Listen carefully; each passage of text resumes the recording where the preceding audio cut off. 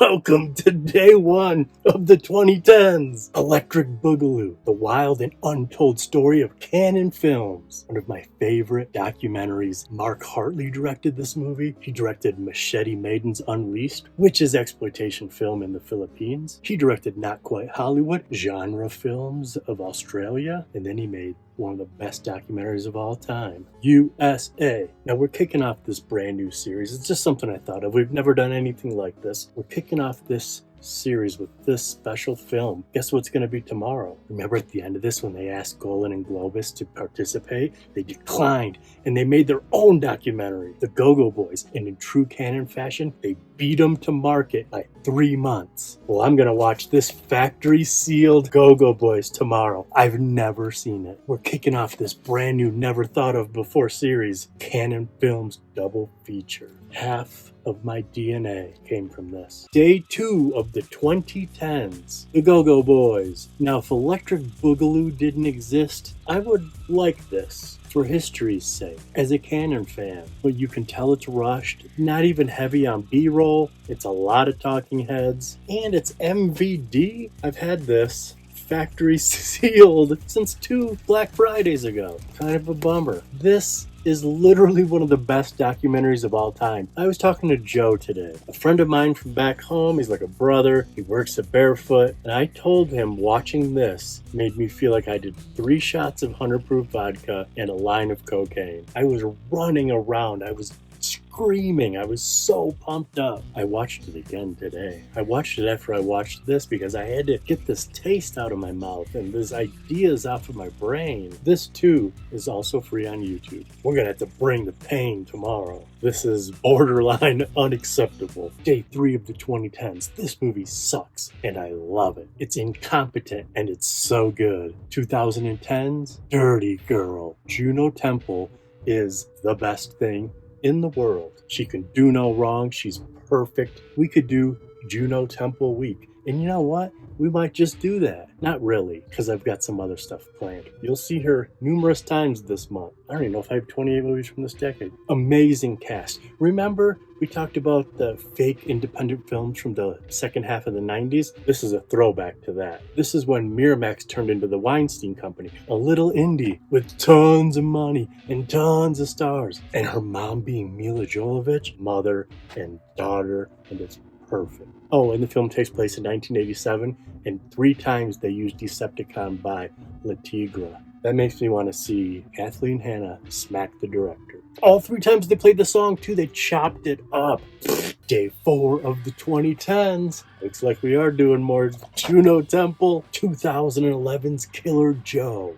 This is fantastic. I talk a lot about fearless actors. This is the crown jewel. Everyone. Juna, Gina, Emil, McConaughey, and whoever Thomas Hayden Church is, all went for it 1,000%. No one beat Juno. I love Thomas Hayden Church. I remember the first time I saw this, looking him up and going, who is this? William Friedkin, one of his last films ever, from a very famous off-Broadway play that had Michael Shannon. This is so good. So far, day 1, day 4, mandatory viewing. This is free on Tubi right now. Friedkin's the #1 Hollywood guy. I don't care if he's passed away. He's still the #1 Hollywood guy. One of the 70s mavericks that says fuck you to everyone. It's one of my role models. Day 5 of, what is this called? The 2010s. Greenberg from 2010. Guess who's in it? Guess who's in it? Another Juno Temple. Small part. Greta Gerwig does amazing in this. Probably my least favorite Noah Baumbach, but that's okay. It's still good. It's kind of hippie, yuppie, rich people stuff. But I don't mind seeing how the other half live. Story by Jennifer Jason Leigh and Noah together. I didn't know that. I've seen this twice. She does good in it. Everyone does great job, kind of except for, I don't know, Ben Stiller maybe? I know it's cool to hate on him nowadays, and I'm not sure why. And I like Ben Stiller, and this is okay. I was hyper fixated on how old he is. 41? He's only 45 years old, the human being playing the 41-year-old. Zasha Mamet's in it. That's pretty cool. She's only in 3 shots. Very underused, but legit, Greta Gerwig is a fucking phenomenal in this. Day 6 of the 2010s. It's Barely Legal. The Asylum film one, not the weak-ass National Lampoons. The Asylum one, the Joe Montesinos one. That's a prolific director right there. A script by Naomi Selfman. I wonder if Joe Bob likes Naomi Selfman. I bet you he does. She's the queen of like the low-budget asylum pictures and Lifetime movies. That used to be a diss like back in the day. Today, that is so damn cool. I love this movie. It's even three girls with the same birthday. It's just the same premise of my favorite 80s VHS horror film, Bloody Birthday. Except for they weren't born under a solar eclipse. This movie is fun. It's a throwback to the raunchy comedy, and they nailed it. Melissa Johnston is a queen. I even had to go back and look on Barefoot's Twitter because I know I've talked about her in the past. She was my favorite in the beginning. She's the nerd. And then by the end of the movie, believe me, she's everyone's favorite. It's a great picture. It's free on Tubi right now. Day 7 of the 2010s. Dark Horse. Written and directed by Todd Solondz. Beautiful. There's a good chance you haven't seen it. You can watch it for free on Tubi right now. Can you believe this is the first Todd Solondz? Nothing in 90s November? That's insane. One of the most prolific 90s filmmakers. I was struck by a story. All of Welcome to the Dollhouse happiness and storytelling. I would constantly talk about Todd Solondz. And then finally my brother Ryan, much smarter than myself, said, I think it's Todd Solondz. So no one, I can be a fast talker and bring a lot of dumb energy, but thankfully my little brother told me how to pronounce it. Wonderful picture, best cast ever. Selma Blair is an undefeated queen, so it's almost odd for me that Mia Farrow and Dawn Murphy awakened something inside of me.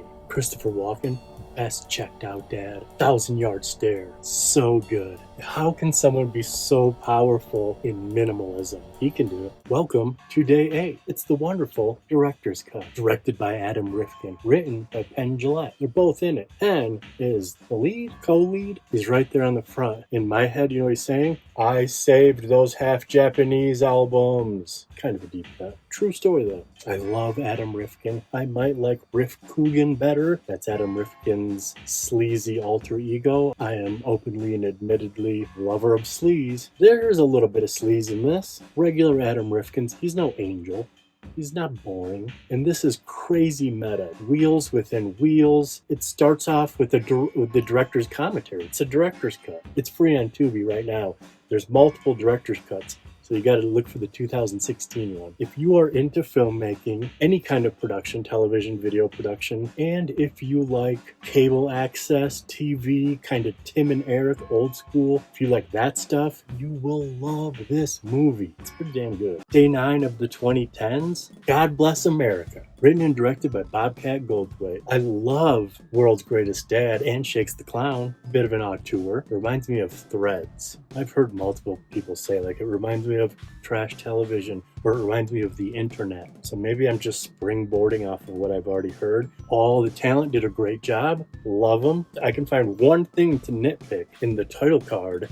They didn't capitalize God. I don't know if Bobcat is an atheist. I don't know anything about his personal life. I know I like him as an artist. I like him a lot. I fucking screamed when he was a guest on Joe Bob. I had no idea until he came out. But anyways, I don't know why the title card didn't have God capitalized. And interesting side note, YouTube used to automatically capitalize God. Now they don't. They capitalize Black Lives Matter. You can watch this right now, and you should watch this on Tubi. I liked it a lot. Or buy your own. Day 10, it's Take Shelter. Wonderful. You can watch it for free right now on the Roku channel. Written and directed by Jeff Nichols. Not a weak link in the cast. Led by Michael Shannon, of course, the frickin' master. When people ask me who's my favorite Hollywood director, I say Jeff Nichols. I can't believe it took 10 to get to at least one. And I gotta start with my favorite. This is almost a hard watch for me. You see a lot of mental illness and extreme poverty, like homelessness, and you see in Vogue, it's so gross, a lot of mental illness in fancy rich people with their aprons. Don't even talk to me, my ADD is messing up, or my OCD is preventing my something. But rarely do you see true mental illness, blue collar, Middle America. I gave this film the absolute number one of all of 2011. If you haven't seen this, don't listen to this frittata. Go to Roku right now. I was just talking about this yesterday. You wouldn't know that because it was cut out. David Fincher. I saw this on the big screen. What I was talking about yesterday is people can say my taste is too confusing, and then I usually say, well, I really like Jeff Nichols, and then most people don't know who that is. So I say as a backup, I really like David Fincher. In the theater, first viewing, I 100% thought this was the Lacey Peterson story. What was the guy? Who cares what the guy's name is? He's a piece of shit. But that's what I thought this was. From the marketing, filled with so many good people, I don't even know their names. Kim Dickens, Tyler Perry, Ben Affleck. I can name 3 people. I recognize a lot of them. I was getting flack earlier that I didn't know I think she might be a supermodel, I don't know. She was one of my favorite parts in the whole movie because she was fearless and funny when she said Godspell and went, those are 2 different scenes. I was like, I like her. Oh, and of course, Trent Reznor and Atticus Ross. This is damn near close to big budget perfection. Neil Patrick Harris, I know him too. Day 12, it's the wonderful Spring Breakers, written and directed by Harmony Korine. It's a great picture, whether it be a meditation or a vibe, or a collage, or an idea put on wax. Look at my shit. I saw this on my birthday on the big screen alone. Look at my shit. First time I saw this, I thought it was good, which was confusing to me. Harmony's pictures are usually like 11 out of 10, but that's how much I think it blunted me at first. Second viewing, I thought this might be Harmony's best film. Is that crazy? Over Julian Ducky Boy and Gummo? I never met Harmony, which is crazy. Almost all the Broken Spoons have. Armando sends me pictures. They would send me pictures with Harmony, and I'm like, fuck you guys. All these people are so good. A24 too. Remember when they were cool? Never have you seen a better mix, camera and editing, with ambiance and music and flow and everything. Look at my shit. Friday the 13th edition of the 2010s. It Follows. 2014, written and directed by David Robert Mitchell. We got a Michigan filmmaker in the house. His hometown, my hometown, a little less than an hour apart. Doesn't matter. This is a wonderful picture. Shook up the festival circuit, got a good release, made some money. I still haven't seen the Silver Lake picture yet. That's on me. I have a confession that I shouldn't even probably put in here. The commentary for this made me so upset, and I didn't even get past her running around in her heels. It's not David, it's some guy that says I a lot. I couldn't find it free anywhere, so I don't know where you'll watch it, but you should try to watch it. It's really good. I believe they shot it with a red camera. This is Digi. Bunch of good prime lenses and zoom lenses. There's parts of this that look phenomenal. And then there's a couple parts that looks like a screensaver. I've got some questions. I don't want to diss this, but I want to be honest. 2 thumbs up, 3 thumbs up. Day 14, Happy Valentine's Day. It's Under the Skin, a wonderful love story about sharing yourself with others, getting to know people, not surface level.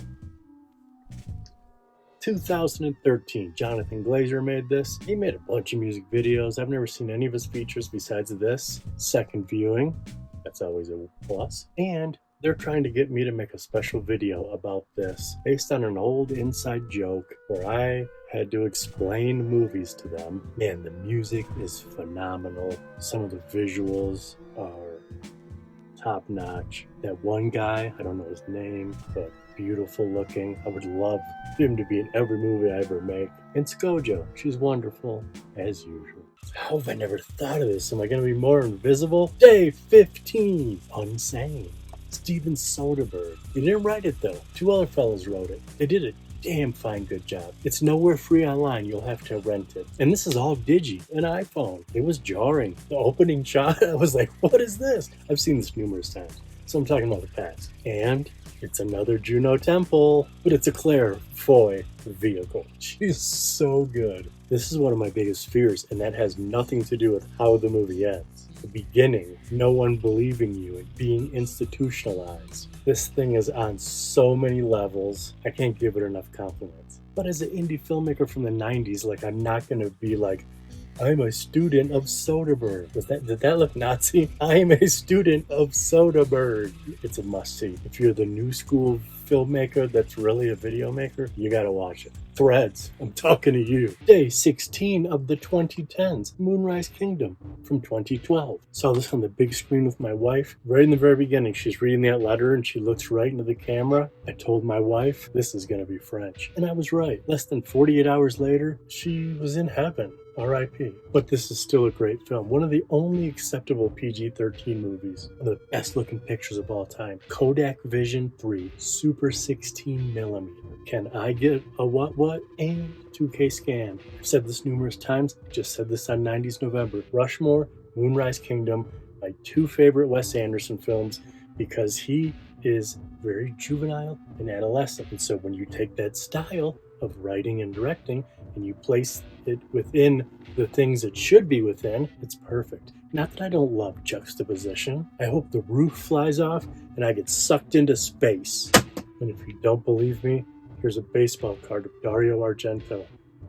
This is a movie from the 2010s. Day 17. Do you know why I have this? It's because I was collecting all of the How Did This Get Mades. There's a bunch. Look at all those How Did This Get Mades. You know what's interesting? Until about 2 hours ago, I'd never seen the trailer for the Spielberg movie. Ready, Set, Go? I just saw it for the first time. And it was crazy. The way it bragged about him, I had no idea it was Spielberg until like almost the end. It said, I think it said the N-word. I think one of my kids liked the new Spielberg. I shouldn't say that. I can't afford them getting upset with me. They lost their mother 2 days after Moonrise Kingdom, as we all know now.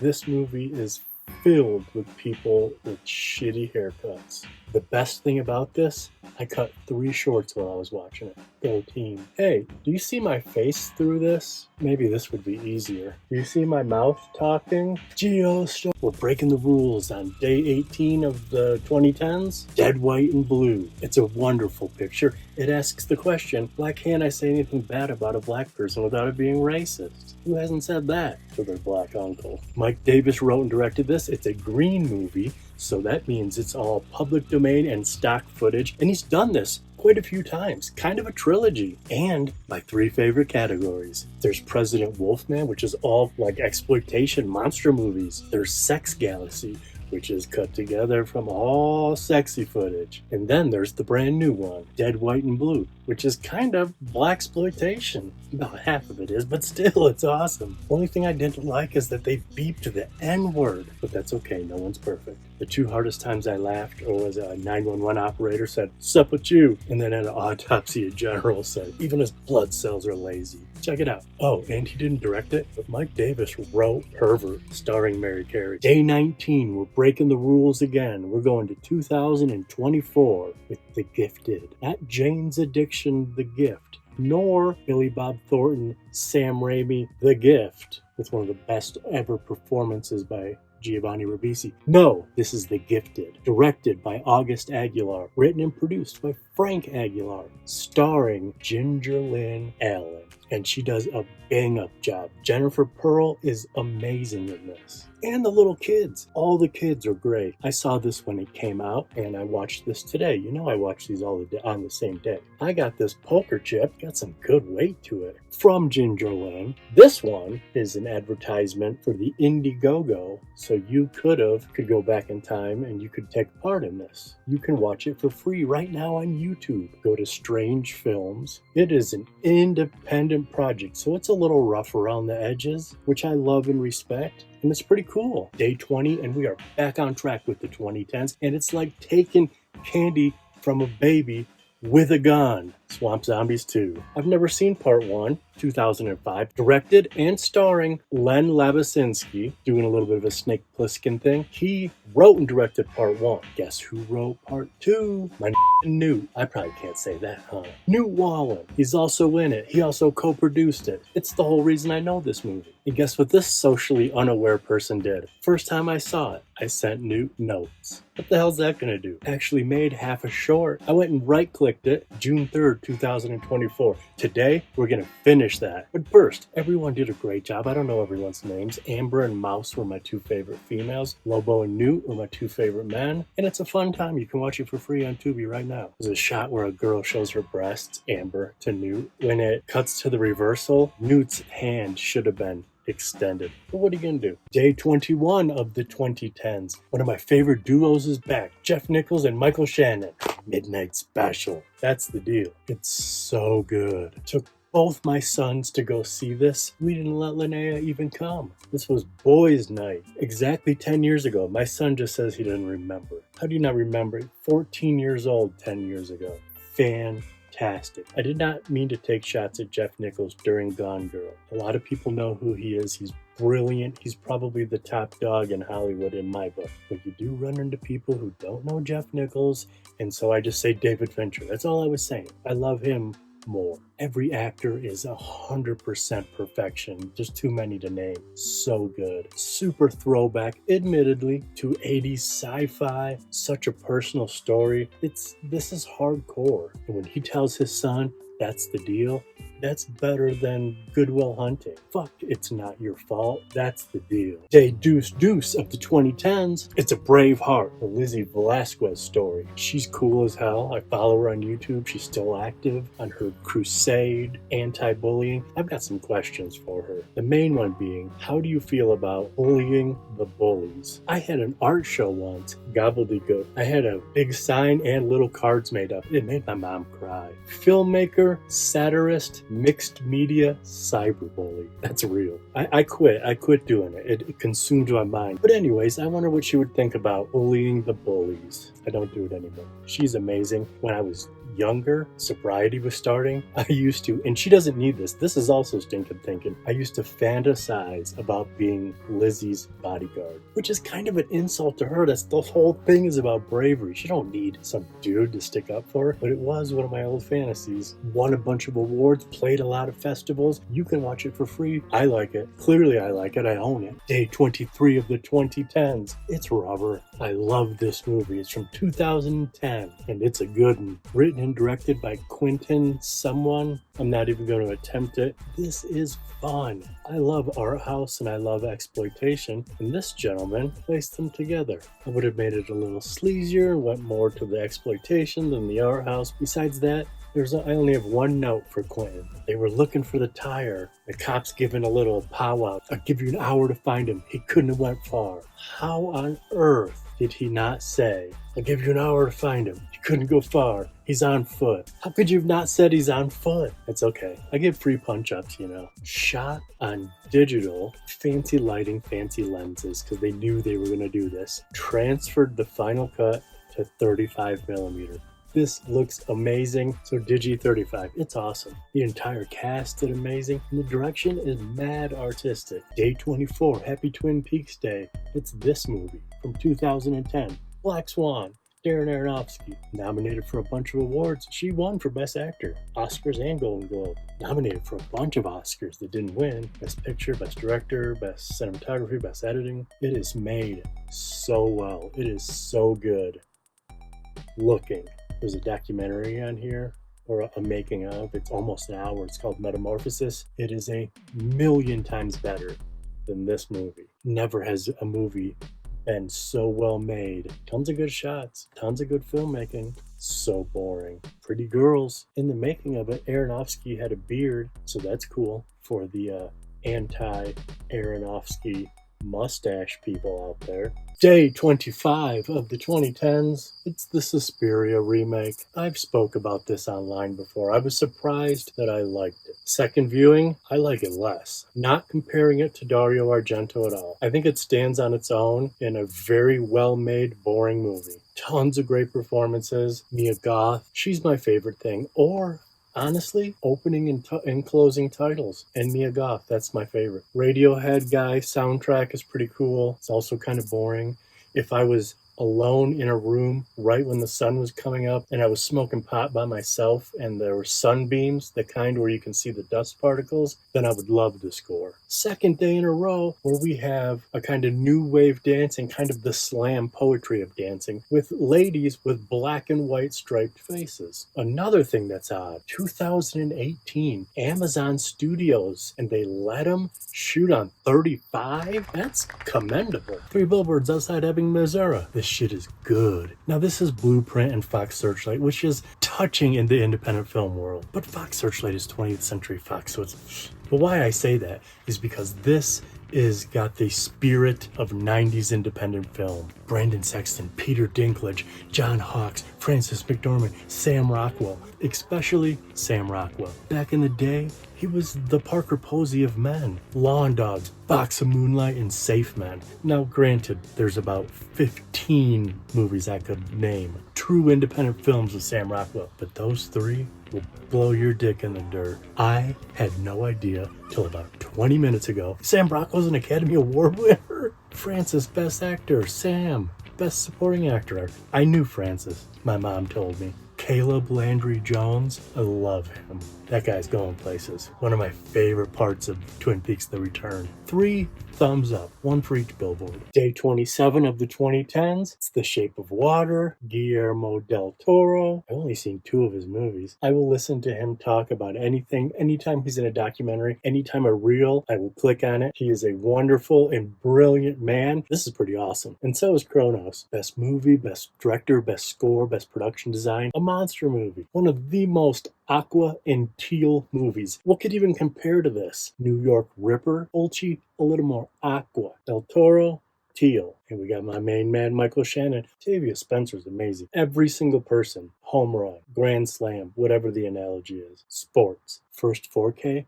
I ever bought. My famous and powerful son got me a 4K player, a 4K TV. First things I did was jumped online, bought a Racerhead and Videodrome. But then I had to wait for them. Or right down to Bookman's, and I bought this sight unseen. And this is crazy. It's so 4K-y. Day 28, this is the end. It's been fun serving you. 07. This is the end from 2013. I went and saw this on the big screen, owned the DVD, but I was obsessed. Freaks forever. Come on, guys. Freaks forever, as they say in this movie. Lifelong obsession with freaks and geeks. Come on, I was like a headbanger that grew up in dirty Michigan. Literally, Freaks and Geeks is about my life. So I had to see this. Also, post-apocalyptic movies, end-of-the-world movies are one of my favorite subgenres of all time. I like this. It's too long, but ultimately it's pretty damn good. And what's funny, and kind of goes against everything I was just saying about Freaks Forever, I will watch anything with Danny McBride in it. It's crazy. Like, this is like what I liked growing up, and this is what I like as an adult. I like it all. But anyways, this is the end. I guess there's nothing tomorrow unless, I don't know, there's missing pieces somewhere. We're not going to talk about the missing pieces.